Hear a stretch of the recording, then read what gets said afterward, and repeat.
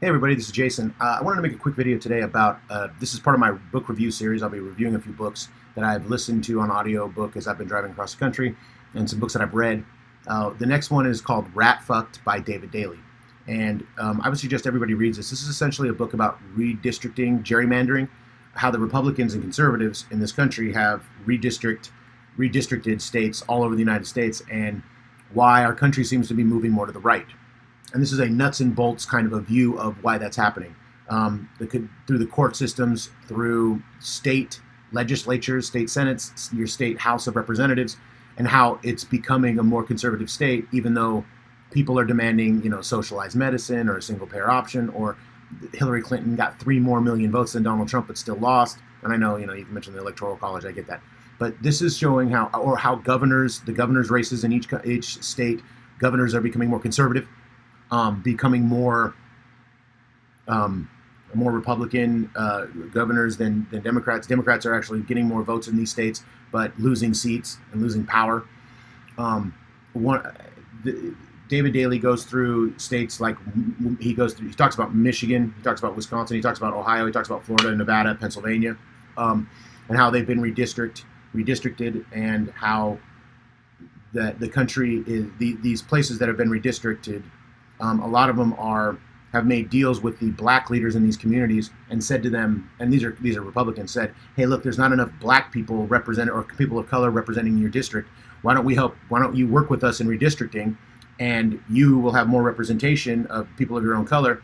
And it sounds good on the outside. The problem is that they sacrifice the power of the Democratic Party and the power of more of a leftist politics to do this. So what ended up happening was conservatives and Republicans took over these states. And even though there were more black representation or people of color representing their communities, it essentially destroyed the Democratic Party and the left in these places, and thus caused austerity and these other problems that we're starting to see now. One example of this I can point to is the GOP's healthcare plan in the Senate. It's a terrible plan. It's going to eliminate 22 million people that will be uninsured. It's going to cut Medicare or Medicaid. It's going to cause people to it's going to get us further away from a single-payer healthcare idea, which is what most Americans want. If you look at most polls, 70% roughly of Americans want a single-payer option. California is moving towards a single-payer option, although it's been couched for this year. They're going to vote on it next year because the healthcare lobby in California absolutely doesn't want that. New York is moving to a single-payer healthcare. There are other states. Even today, Elizabeth Warren, the senator from Massachusetts, said that a single-payer option is what the future is. And the Republicans are moving us away from that. Well, why is that happening? Because the left in this country, the Democrats, Democrats and people that were maybe a little left, or even in the center, people in the center that would work, are gone. The redistricting process is what it's done is taken Republicans in these places that are now redistricted these or gerrymandered these areas. They are now competing with more conservatives.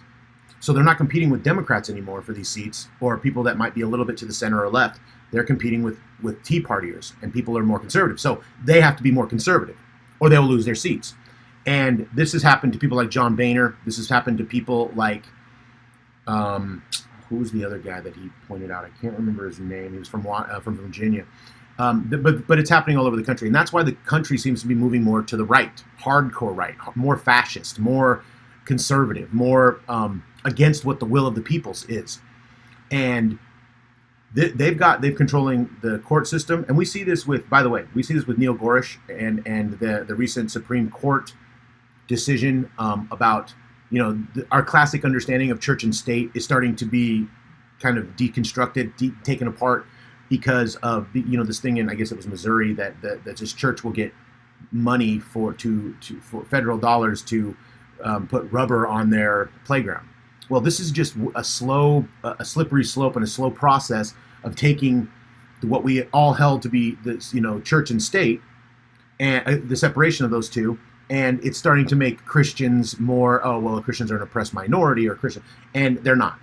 But this is because Christians tend to vote more conservative, so they're getting more, they're starting to try to make them out to be some sort of oppressed minority, and the Supreme Court is now siding with them. Also, the Supreme Court is with the Citizens United decision, where they're allowing dark money in. Billions of dollars can come in from anywhere and nobody has to disclose where it's coming from. Nobody has to know where it's coming from, and it's essentially opened the floodgates to make this about money. And that's what the Republicans, from Lee Atwater, who was a political advisor in the 80s, to Ben Ginsberg, Lee Atwater has passed away, has been dead for like 25 years or whatever.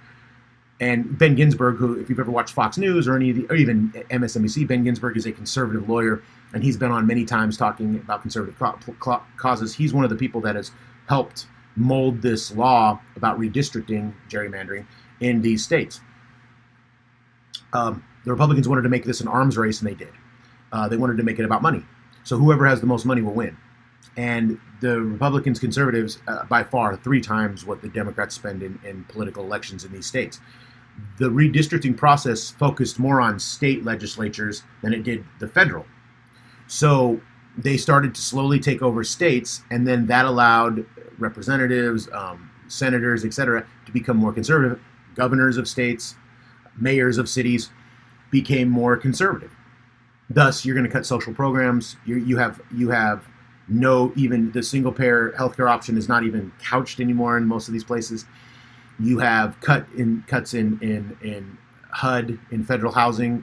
You have people like Ben Carson who take over HUD, or people like Betsy DeVos who take over the education department, who want to privatize everything, and they'll get their way. And I'm not saying the Democrats have take no responsibility in this, because the Democrats sat by and watched it happen. And a lot of them are corporate Democrats, as it's kind of a new buzzword. But the ideas of Bernie Sanders, or people that are more liberal or more socialist, are removed from the power process. They don't have a voice anymore, because these districts are now fighting to be more conservative than that.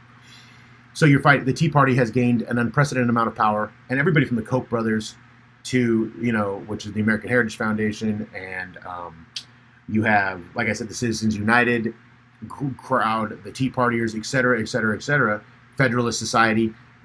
People like Neil Gorish, who basically got in there because the Federalist Society now has this unbelievable amount of power to tell people, to get judges put in certain places, to get, and all the way to the Supreme Court. We're becoming more of a conservative country, and it's bad for the people. It's good for corporations, it's good for business, and it's good for rich people, but it's terrible for the rest of us. And so the reason this is happening, and I live in a state that hasn't had a state budget in 3 years. July 1st will be 3 years that Illinois has not had a state budget. And one of the main reasons is because conservatives and corporate Democrats like Rahm Emanuel, who's the mayor of Chicago, are playing this political game and playing this conservative kind of idea of cutting taxes for the very wealthy and not raising taxes on our existing taxes, and trying to put more taxes on us. Regressive taxes like casinos. Casinos are terrible. They're a terrible thing. Gambling should be banned. Legalized gambling should be banned because it's a tax on the poor. Lottery systems are awful. They're regressive taxes. They don't adjust for how much you make, like an income tax. So they're considered a regressive tax. And the reason they're so egregious to me is because they're a tax on the poor. The poor think they're going to be rich, so they go buy lottery tickets. They spend $5, $10 a week on these lottery tickets. We'll add that up in a year. And it's, instead of putting money back into the communities, et cetera, it takes it out, and it's a tax on the poor.